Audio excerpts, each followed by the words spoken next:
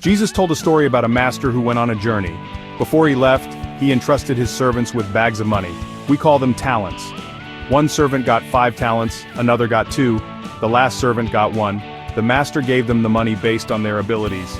The master told them to use the money. He wanted them to invest it and make more. He knew they could do it. They just had to be responsible and smart. This is a story about what it means to be faithful. This story isn't really about money though, it's about how we use what God gives us. God gives us all sorts of gifts. He gives us time, He gives us talents. And yes, He gives us money, they are all gifts from Him. We might think these things belong to us. We might think we can do whatever we want with them, but really, everything we have belongs to God.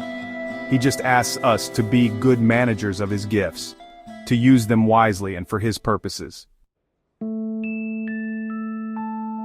The servants who got 5 talents and 2 talents, they used their money wisely.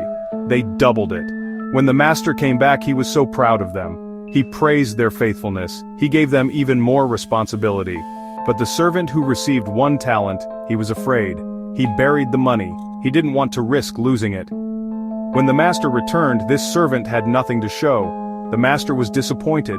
He called him unfaithful. He took the talent away.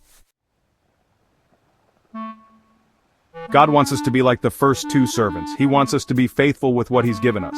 It doesn't matter how much or how little we have. What matters is that we use it for His glory. When we are faithful with little, God can trust us with more.